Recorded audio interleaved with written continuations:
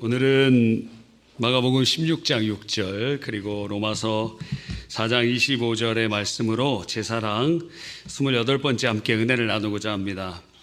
이번 주는 오늘 성가대 찬양처럼 종려주일입니다. 종려주일은 예수님께서 예루살렘에 입성하실 때 아마도 갈릴리에서부터 명절을 맞이하려고 온 사람들, 그 사람들이 예수님과 함께 입성하면서 호산나 주님을 찬양하고 그래 환호했던 때입니다. 불과 며칠 후에 예수님은 십자가에 못 박히시지만 말입니다. 그래서 이번 한 주간을 고난주간이라고 하고 다음 주를 부활절이라고 하는 것이죠. 그리고 또 부활절까지의 40일의 과정을 이제 사순절이라고 하는데 우리 이제 개혁교회에서는 그 사순절이라는 단어도 사용을 하지 않습니다. 그래서 개혁교회는 카톨릭과 같이 교회력을 구속력 있게 따르지 않고 성령을 따라 행하기 때문에 우리가 어떤 날이나 절기에 크게 구속받아야 될 필요는 없습니다. 사실 부활절도 매 주일이 부활절이기 때문에 부활절의 의미를 가지고 있기 때문에 그렇지만 우리가 다시 한번 생각하는 주간으로 하게 되는 것이죠. 그래서 보통 경우에 이제 광고 시간에 말씀드리지만 이 사람들이 딜레마가 있어요. 왜냐하면 고난 주간에 보통 꽃이 만발하거든요. 근데 다행인 것은 어제 오늘 바람 불어갖고 다 많이 떨어져서 많이 시험들 요소들을 제거해 주신 것 같습니다. 그래서 이 고난 주간에 내가 지금 꽃놀이를 가야 되나 말아야 되나? 그럼 가지 말아야 될 것 아닙니까? 그런데 양심은 꺼리낀데 가면서 알리진 않아요. 내가 어디 갔다 왔느냐고. 그리고 카톡, 푸사도 양심 있어서 바꾸지 못하고 다음 주에 바꾸고 그러거나 아니면 교회 다니는 성도들은 다른 멀티 프로필로 못 보게 해놓거나 하는 경우들도 있습니다. 그래서 그렇게 외식하는 바리새인 되지 말라는 거예요. 왜냐하면 예수님 고난당하신 이유가 무엇입니까? 우리에게 구원과 축복과 행복을 주시기 위한 것이니 고난 주간에 꽃놀이 보고 싶어서 내가 못 참겠다. 보세요. 고기나 먹고 싶다. 이 오스독스 처치 정교회 같은 데서는 1년에 100몇십일 동안은 고기도 못 먹게 해요. 그 절기와 관련돼서. 이번 주간에 완전히 고기 못 먹습니다. 그래서 그 지중해 식단 있잖아요. 그게 그렇게 먹고 싶어서 그런 게 아니에요. 교회력에 따라서 고기를 못 먹도록 막 배치가 돼 있으니까 그리고 올리브 먹고 막 이렇게 먹는 겁니다. 무슨 말인지 잘 새겨 들으시기를 바랍니다. 네, 고난 주간에 나 믿음으로 특별 새벽 기도회 이제 5일 동안 진행이 되는데 그때 나 기도하겠다. 너무 감사하고 경건한 일이죠. 그런데 그러면서도 여러분이 주님 안에 주신 자유를 누리시라는 것입니다. 자, 지금부터 약간 교리적인 설명을 전반부에 하게 될 것이에요. 그래서 가능하시면 좀 적으시면서 집중력을 잃어버리지 마시기를 바랍니다. 앞에 왜 이런 내용들이 있는가 하는 것을 우리가 조금 기억해야 되기 때문에 그래요. 그럼 집에 가서 보느냐? 보라고 적으라는 게 아닙니다. 이 시간에 무언가 다른 길로 우리의 영혼이 빠져나가지 않도록 그렇게 집중하는 그러한 방편으로 하시면 좋을 것 같습니다. 자, 공의로우신 하나님 아버지께서는 죄의 값을 정해 놓으셨습니다. 성경은 죄의 삭은 사망이요 이렇게 말씀하시는 것이죠. 그러므로 모든 죄인은 사망에 이르게 된다. 아담이 무슨 죄를 범했습니까? 이 선악과 하나 먹은 것이에요. 이게 어떤 큰 죄입니까? 하나님의 언약을 깨뜨렸기 때문에 그 단번의 죄악으로 말미암아 영생을 상실하고 지옥 백성이 되어버렸습니다. 그러니까 우리의 삶 속에 주님 앞에 우리가 심상히 범하는 죄악들 이런 죄는 누구나 범하는 것 아니야 하면서 거짓말도 하고 도둑질도 하고 싸우기도 하고 이거 누구나 다 하는 것 아니야 하는 그 죄는 하나님의 기준에 맞추면 사형이라는 거예요. 죄의 삭은 사망이라고 하나님은 정해 놓으셨기 때문에 그렇습니다. 그러나 하나님은 동시에 사랑이시기 때문에 하나님의 독생자를 이 땅에 보내셔서 구원의 역사를 이루어 가십니다. 곧 하나님의 아들 예수님께서 택한 자들을 구원하시려고 죄와 사망의 저주를 짊어지시고 하나님의 어린 양으로 내가 죄값 치르는 죽어야 되는데 예수님이 대속의 제물로 대신 죽으셨다는 것입니다. 그렇게 십자가에서 죽으셔서 죄의 대가를 지불하셨어요. 그래서 예수님을 믿는 자들은 예수님의 그 대가 지불이 이루어졌기 때문에 다시 사망 그 죄의 값을 치를 필요가 없어진 것입니다. 그래서 예수님을 믿음으로 예수의 보혈을 의지하는 자들마다 하나님의 진노는 누그러졌고 하나님과 원수되었던 우리의 관계가 화목하게 되었고 하나님의 법정에서 의롭다고 인정받게 되는 것입니다. 그렇다면 여러분에게 묻고 싶습니다. 그러면 이러한 구원과 칭의와 그리고 하나님과 화목된 증거가 무엇인가? 증거를 보여줘야 될 것 아닙니까? 예수님이 우리를 위하여 대속의 제물이 되셔서 우리의 죄가 씻김받고 구원받은 증거가 무엇인가? 신학자들은 성경을 연구한 결과 예수님께서 우리를 위하여 대속의 제물로 영원한 속죄를 들으시는 것이, 그래서 그것이 하나님이 받아주신 증거가 무엇이냐? 바로 부활이라는 거예요. 부활.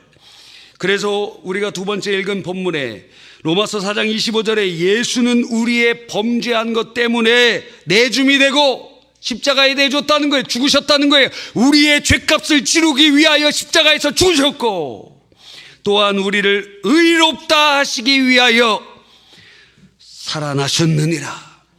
그러니까 전자의 예수님의 십자가에 죽으신 속죄 제사가 하나님 앞에 상달되어 응답되었다는 증거가 무엇이냐? 예수님의 부활이라는 거예요. 그러므로 예수님의 속죄와 예수님의 부활은 동전의 양면이요, 이것을 꼭 기억해야 되는 것입니다. 그래서 지난주에 말씀드렸죠.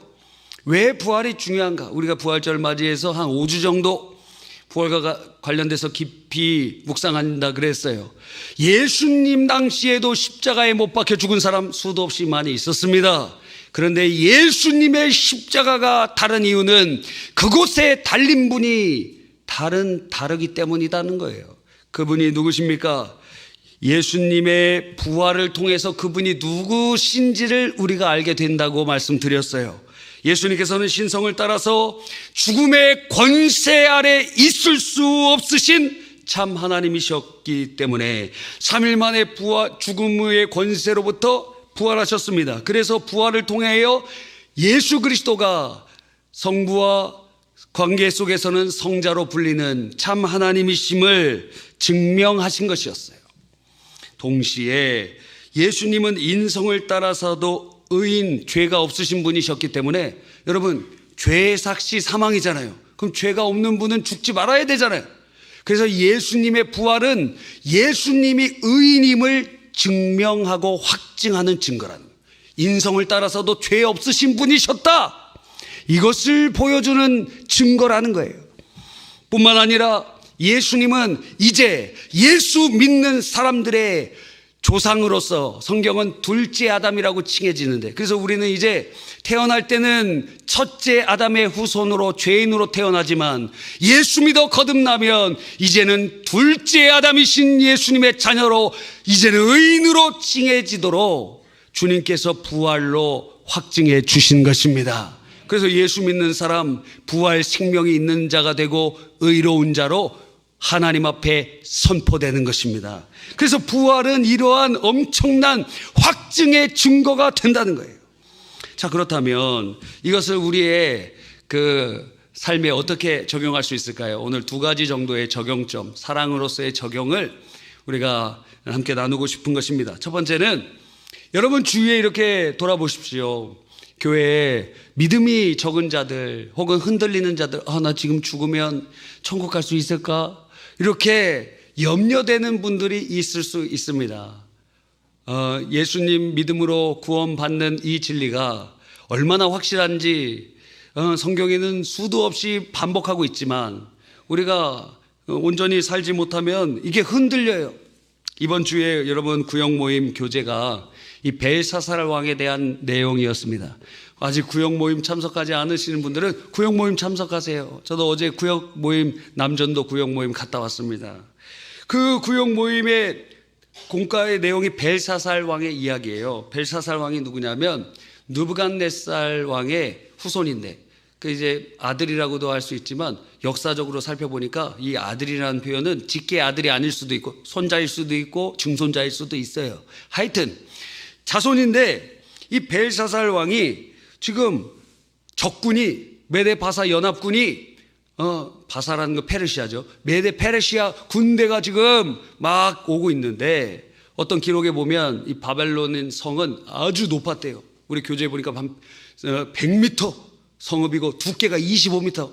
이건 아마 좀 과장이 있는 것 같은데 하여튼 난공불락의 성읍이라는 것입니다. 여러분, 그러니까 우리 망하겠어. 아무리 뭐 둘러싸도 진친다고 할지라도 우리 못 이겨. 우리가 이겨낼 수 있어 하면서 했는지는 모르지만 그날 잔치를 벌이고 있는 거예요. 적군이 지금 막 앞으로 오고 있는데 말입니다. 그래서 잔치를 벌이다가 아주 망령된 생각을 한 것이에요. 예루살렘에서 그 성전에서 하나님 앞에 사용되는 성전 기명들을 가지고 와라. 그래서 우리 포도주 먹을 때 그 잔으로 먹고 우리 음식 먹을 때 그 접시로 사용하자. 얼마나 망령된 것입니까? 이것만 딱 봐도 벨사살의 최후가 어떻게 될 것일지 그냥 알게 됩니다. 그런데 그렇게 해서 막 흥청망청 막 이렇게 재밌는 잔치를 하는데 갑자기 손가락이 생기면서 벽에다가 글씨를 써놓은 것이에요. 그리고 손가락은 사라지고 글씨가 패여 있는 것, 그 글씨가 적혀 있는 것을 보게 된 것입니다. 그러니까 이게 혼자만 보면은 술 취해갖고 뭐 이상한 게 보인다 그렇게 얘기할 수 있지만 다 그거 본 거예요. 이 기뻤던 잔치가 완전히 싸늘해지고 공포심이 확 밀려옵니다. 근데 그 글씨를 아무도 읽을 수 없어서 다니엘을 불러옵니다. 다니엘이 그걸 해석해 주죠. 이 글씨는 메네 데길 우 바르신입니다. 메네, 이것은 수를 센다라는 의미이니 왕의 통치하는 날 수를 하나님이 세워서 이미 그것을 끝나게 하셨다는 것입니다. 데겔은 저울에 단다는 말인데 왕이 하나님의 저울에 달린 결과 표준에 미치지 못했다는 말씀입니다. 그리고 바르신, 이것은 나눈다는 뜻인데 이것은 왕의 나라가 나누어져서 메데와 페르시아의 사람들에게 주어지게 될 것입니다. 여러분, 이 하나님의 저울주에 데겔, 저울에 단다는 것입니다. 이번 한 주간 하나님의 저울주에 여러분을 대보면 어떨까요? 우리의 삶을 하나님의 저울주에 이번 주를 대우면 여러분은 벨사살 왕과 같지 않을 자신이 있습니까? 우리의 행위를 기반으로 신앙생활하면 한 주간 동안에 주님 뜻대로 못 살면 믿음의 확신이 막 흔들린다는 거예요. 우리의 마음이 막 흔들린다는 거예요. 우리의 모습과 행위를 기반하면 말입니다. 자, 그런데 우리의 오늘의 삶도 주님의 저울주에 보면은 미달됐어요. 미달. 너 천국 미달이야. 그러면 오늘 난 지금 죽어도 천국 갈 수 있을까? 염려되고 걱정되고 그런 분들 많아요. 물어보면 지금 죽으면 천국 가실 수 있습니까? 지금 제가 제대로 못 살아갔고요. 천국 못 갈 것 같아요. 확실히 말을 하기가 어렵습니다. 이제부터 잘 살아야죠. 이렇게 얘기하시는 분들이 있어요. 그런데 하나님의 저울주에는 전부 불합격이라는 거예요. 혹시 이 자리에 나는 합격이라고 생각하는 분들은 지옥 바로 떨어질 사람들입니다. 하나님의 저울주에 우리의 행위를 달아보면 전부 불합격이에요. 전부 불합격. 그런데 우리가 하나님 앞에 합격! 이렇게 될 수 있는 유일한 근거가 무엇입니까? 딱 한 가지예요. 예수의 피를 의지하는 자들. 예수의 보혈이, 예수님의 십자가의 보혈이, 그 보혈이 우리를 덮으시고 난 자격 없는 자인데, 구원받을 자격이 없는 자인데 예수님이 우리의 자격이 되어 주신다는 것입니다. 할렐루야. 그럼 주님이 나의 자격이에요. 주의 피가 나를 씻기셨어요. 우리의 예배도 마찬가지 아닙니까? 우리의 예배가, 하나님은 지금 천사의 예배를 받으시는데, 하나님은 영이시니 우리가 하나님 수준으로, 하나님이 영이시니 하나님이 받으실 만한 영과 진리로 예배 드려야 되는데, 정말 그렇습니까? 우리가 주님 앞에 하나님 받으실 만한 예배 드리고 있습니까? 아니, 그렇지 못할 때가 많다는 거예요. 거의 100%라는 거예요. 그런데 우리의 예배가 어떻게 하나님 받으실 만한, 기뻐하실 만한 예배가 됩니까? 오직 예수 그리스도의 보혈의 공로를 의지하는 자, 주의 피로 의지하는 자, 그것은 아무리 잘못된 부족한 것이 많고 아무리 뭔가 흠결이 많더라도 그 흠결을 덮고 부족을 덮고, 성가대 예를 오늘 찬양 열심히 하셨는데 음이탈을 해도 하나님 받으실까요? 예수의 피로 구별되면 하나님 받으신다는 거예요. 완전한 찬양이 되는 거예요. 열심히 연습해야 되겠죠. 열심히 노력해야 되겠죠. 그런데 한 사람 한 사람이 예수의 피의 공로를 의지할 때 그건 완전한 찬양이 되는 것입니다. 할렐루야. 여러분, 자녀들이 아기 때 노래 부르죠. 아기들의 특징은 노래가 안 끝난다는 거예요. 계속 반복돼요. 끝날 것 같은데 안 끝나고 다시 돌아오고 끝날 것 같은데. 그래. 아기 키워보면 잘 아실 겁니다. 또 혹은 손자들이 노래 부르면 그래요. 설날이 됐는데 저희 딸이 노래를 부릅니다. 율동도 하면서 까치 까치 설날. 그래서 제가 따라 불러줬어요. 까치 까치. 그랬더니 아빠 나 혼자 할 거야 하지 말라 그러더라고요. 안 끝나 막 끝날 것 같은데 안 끝나요. 여러분, 근데 그런 노래가, 자녀들이 그런 노래 기쁩니까? 기쁘지 않습니까? 우리의 찬양이 그렇다는 거예요. 왜 그래요? 우리 자손이니까, 자녀니까. 예수의 피를 의지하는 자, 하나님의 자녀가 되었습니다. 그러니까 하나님 기뻐하시는 거예요. 그러니까 성가대, 지금 우리 성가대 총무님이 목표를 삼은 명수가 있는데 4명 부족하대. 지금 4명 부족하대요. 제가 목표로 한 건 100명인데 아직 거기에는 조금 모자르고, 우리 총무님 이 4명, 지금 남자들 4명을 더 원하고 계신다고 소문을 들었습니다. 지원하시기 바랍니다. 나는 노래 못 부르는데요. 예수의 피를 의지하고, 그 부를 때 저기 지휘자님이 자꾸 나를 쳐다보면 입만 뻥끗해도 괜찮습니다. 우리도 주님의 저울주에 미달되고, 우리의 예배도 주님의 저울주에 미달되나 벨사살 왕과 우리가 완전히 차이되는 것은 예수의 피의 공로를 의지하기 때문인 것입니다. 그래서 우리들은 하나님 앞에 용서함을 받았거든요. 그런데 그 증거가 무엇이냐? 부활이라는 거예요. 우리를 위하여 주님이 피 흘려주신 그것을 하나님 아버지께서 받아주셨다. 그 증거가 부활이라는 거예요. 그래서 이제 예수 믿는 자들도 의로운 자들로 받아주실 것이다. 그 증거가 무엇이에요? 부활이라는 거예요. 할렐루야. 여러분, 그러므로 여러분 주위에 믿음이 흔들리는 사람들이 있습니까? 예수의 흘린 피 나리게 하오니 귀하고 귀하다. 예수의 피밖에 없네. 예수님 날 위해 십자가에 못 박혀 죽으신 그 속죄의 제사가 하나님이 받으실 만한 제사가 되었고, 우리를 씻기는 제사가 되었다는 확증이 바로 부활이니, 그 부활의 놀라운 은혜를 전해주시기를 바랍니다. 두 번째 우리가 적용해 볼 수 있는 것은 무엇이냐면, 사랑이란 것이, 그 사랑한다는 것을 확증해야 된다는 것을 우리에게 알려주고 있는 거예요. 사랑을 확증하라. 내가 이 사람을 사랑하는데 이 사람이 내 사랑을 받고 있다는 것을 확증해 주라는 거예요. 자, 어떻게 하면 좋을까요? 첫 번째는 사랑을 말로 확증해 줘야 됩니다. 우리 옆에 있는 분에게 인사 한번 나눠봅시다. 사랑합니다. 사랑합니다. 예, 웃지만 말고 얘기를 하시라는 겁니다. 사랑합니다. 사랑합니다. 네, 어린이 찬송 중에 그런 게 있잖아요. 옛날에 사랑은 참으로 버리는 거, 요즘에는 베푸는 거, 베푸는 거. 사랑은 참으로 베푸는 거, 더 가지지 않는 거. 이상하다 동전 한 입 움켜잡으면 없어지고, 쓰고 빌려주면 풍성해져 땅 위에 가득하네. 모르시는 분은 주일학교 출신이 아니신 것이죠.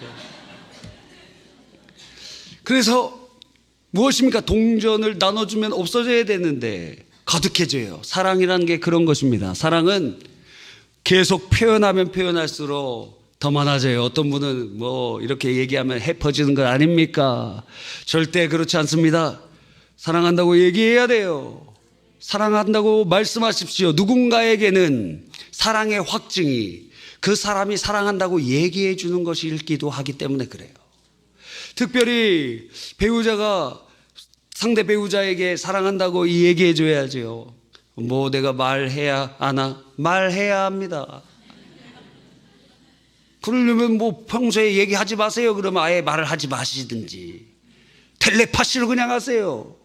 근데 그게 안 되잖아요. 말해야 됩니다. 말해야 됩니다. 사랑한다고 말해야 됩니다. 그래서 보통 남자들이 사랑한다고 얘기하면 거의 죽을 때가 가까이 온 거예요.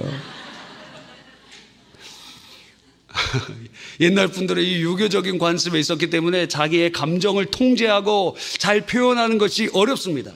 그렇죠? 사랑한다고 얘기하는 거 되게 어려워요. 근데 해야 됩니다. 왜? 배우자는 그 말을 통하여 사랑의 확증을 받을 수 있기 때문이에요.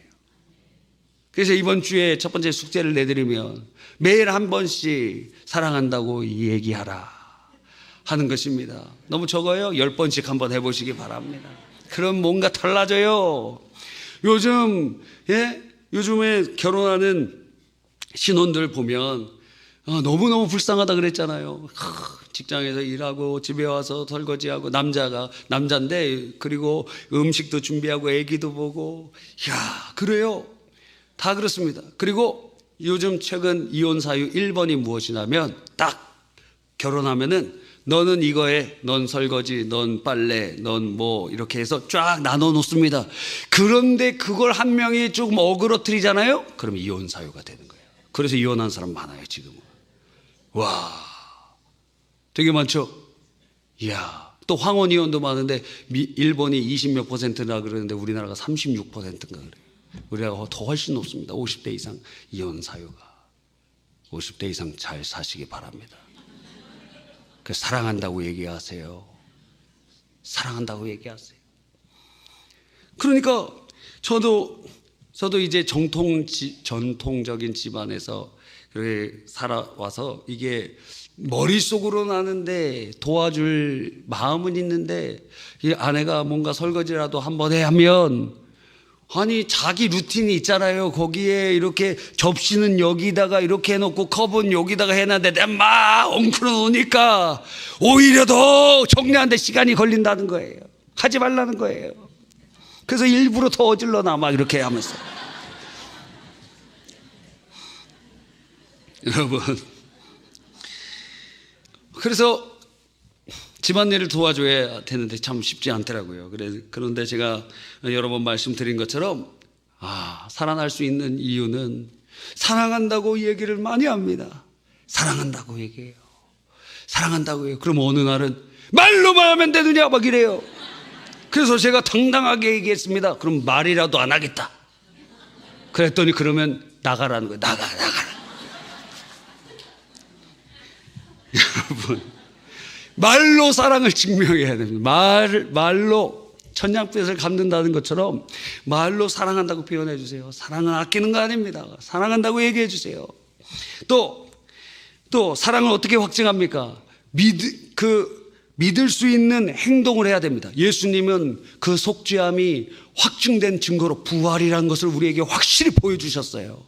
행동을 하라는 거예요. 예를 들어 자, 상대가 싫어하는 것을 하지 않는 것, 이거 당연하죠. 그런데 부부 사이에는 상대가 싫어하는데도 잘 안 고쳐져서 안 되는 경우들이 많아요. 예를 들어 아내가 남편이 술을 끊기를 원해. 그런데 이 술고래인 남편이 술을 끊을 수가 없는 거예요. 사랑한다면 어떻게 해요? 술을 끊으려는 노력을 해야지. 그렇죠. 그리고 기도 열심히 하면 끊어집니다. 술 끊어져요? 안 끊어지지 않아요? 끊어져요. 담배.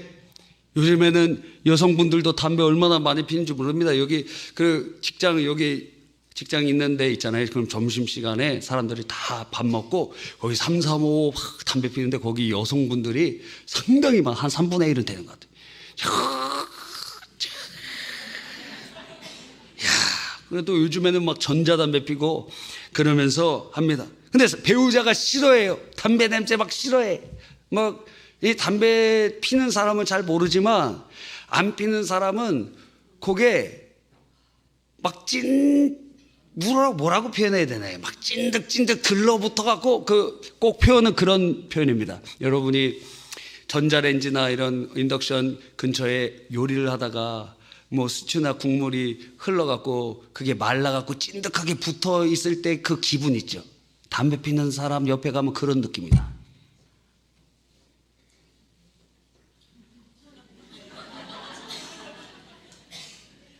그런데 저는 담배 피는 사람 옆에 가면 구수해요. 큰일 났어요. 고등학교 때부터 그랬어요. 고등학교 때 애들이 담배 피는데 옆에 가보면 막 구수해요. 누가 권하면 바로 필상이야. 바로 필상. 와, 여러분, 그 상대가 싫어하는 게 있습니다. 그럼 사랑의 확증이 무엇입니까? 싫어하는 거 안 하면 돼요. 안 하면 돼. 안 하면 돼. 자, 또 아내가 남편 주식하는 거 싫어합니다. 그러면 어떻게 해요? 야, 지금 우리 지금이라도 뭐 ETF나 정시펀드에 들어야 지금 이렇게 폭락하고 있을 때 사야 돼. 막 이렇게 얘기해도 아내가 싫어하고, 우리 그냥 부자 아니어도 우리가 그냥 번 돈으로 그냥 살아가면 돼. 그렇게 얘기하고 그렇게 한다면은 여러분, 싫어하면 하지 마세요. 싫어하면 하지 마세요. 사랑하는 사람 싫어하면 하지 마세요. 아니면 여러분 용돈 받은 걸로 몰래 하시든가. 뭔가 이렇게 상대가 싫어하는 건 하지 마세요. 사랑하는 사람이 싫어하는 거 하지 마세요. 그게 사랑의 확증입니다. 또 남편과 아내 이렇게 막 흔들리게 하는, 신뢰를 흔들리게 하는 일들이 있다. 예를 들어 이 동창회에 막 이렇게 사람들이 많이 나가죠. 지금도 나가시는지 몰라요. 근데 옛날에는 이 동창회 불륜들이 많이 있었습니다. 그러니까 이 남편이 아내한테 동창회 나가지 말라 그래요. 그런데도 꼭 나가. 남편도 마찬가지고. 아니, 그러면 남편이 싫어하고 아내가 싫어하면 하지 말아야지. 그거 어려워요? 꼭 나가야 돼요? 아니, 사랑의 확증을 주라는 거예요. 그거 뭔가를 많이 하라는 게 아니라 하지 않는 걸로도 확증을 줄 수 있다는 거예요. 상대가 싫어하는 거 하지 말라는 거 하지 마세요. 하지 마세요. 내가 너를 사랑하기 때문에 안 하겠다. 그걸 통해서 사랑의 확증을 주라는 것입니다. 동창회에 가서 누굴 그렇게 만나려고 그러세요 도대체? 안 만나면 안 돼요? 그러니까 이런 것들이 많이 있어요. 그래서 사랑의 확증을 우리는 사랑하는 사람에게 줘야 됩니다. 어려울 때 도움을 통해서 사랑의 확증을 주고. 여러분, 이번 주에 여러분의 삶 속에, 우리의 삶 속에 사랑의 확증 무엇을 줄까? 우리가 적극적으로 뭘 주지 않더라도 그 사람이 싫어하는 거 하지 않는 것을 통해서 사랑을 확증할 수 있습니다. 이번 주에 그러한 사랑의 실천이 이루어지기를 간절히 바랍니다.